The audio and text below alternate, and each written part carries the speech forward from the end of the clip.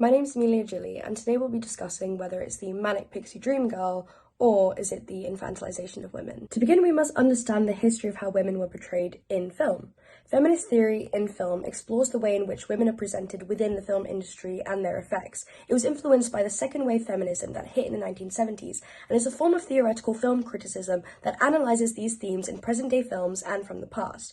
One of the largely agreed upon themes that has ruled over women's representation in film for years is the male gaze. Laura Mulvey, a British feminist film theorist, argues that in cinema, women are generally portrayed as receiving a passive role that serves to give visual pleasure through scopophilia and identification with the on-screen male actor. The male gaze has predominated classical Hollywood filmmaking and is the blueprint of the term that would later be coined as the Manic Pixie Dream Girl. An example of how women were thought to be portrayed is a quote from the 1950s director Bud Botticher, who stated, "What counts is what the heroine provokes, or rather what she represents. She is the one, or rather the love or fear she inspires in the hero, who makes him act the way he does.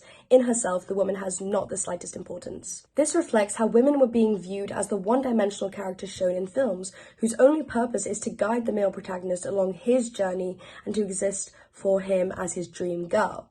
Since the film industry was and is very male-dominant, new research shows only 17% of nominees at the Oscars since 1929 have been women, and less than 2% of nominees were women of colour. This means that most of the films being produced for mass audiences were directed by men, and would have been through their male gaze. As a result, the audience's perspective would be placed in the hands of the male protagonist, and due to the objectifying nature of films on women, the audience has been conditioned to view women in the real world as though they are presented for the male gaze.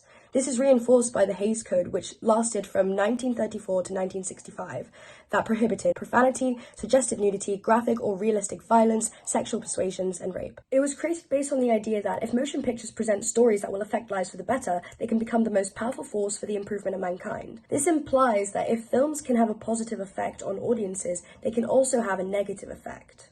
The Manic Pixie Dream Girl was first coined by Nathan Rabin, who defined her as a character that exists solely in the fevered imaginations of sensitive writer-directors to teach broodingly soulful young men to embrace life and its infinite mysteries and adventures.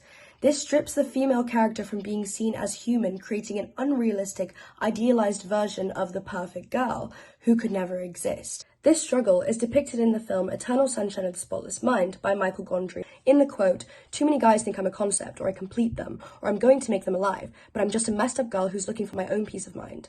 They are described as bubbly, impulsive, having childlike wonder for the world, being eccentric, having colourful hair, and being quirky. They also tend to have dark past and deep inner feelings which are never fully explored. This can be compared to the likeness of the dumb blonde, since they were both there to be looked at as an object.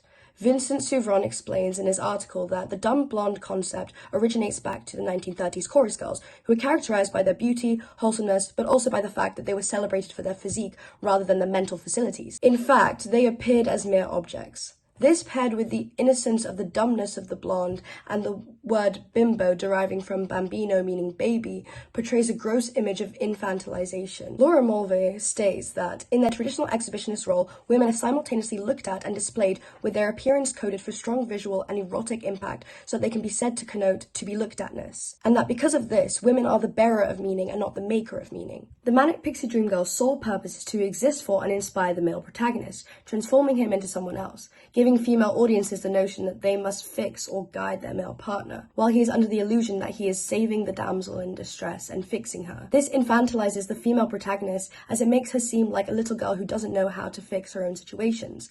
This is reinforced by the fact that the coined term for this trope has the word girl, which connotes being young, immature, and/or childish, undermining the character's own power in her womanhood. In the film Le Petit Soldat, Jean-Luc Godard, the protagonist Bruno delivered the line, "Women should never get older than 25. Men become more handsome as they grow older, but women don't age well."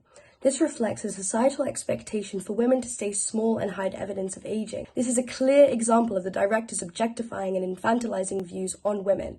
And as one of the most popular French New Wave directors, he would have had a massive influence over the preferred portrayal of women within film and the outside world. Furthermore, the blonde bimbo and the Manic Pixie Dream Girl both fall under the same umbrella since both concepts were born under the male gaze. You can draw similarities between the two, such as the childlike cluelessness and the sweetness of the one-dimensional character, with a tendency to be impulsive.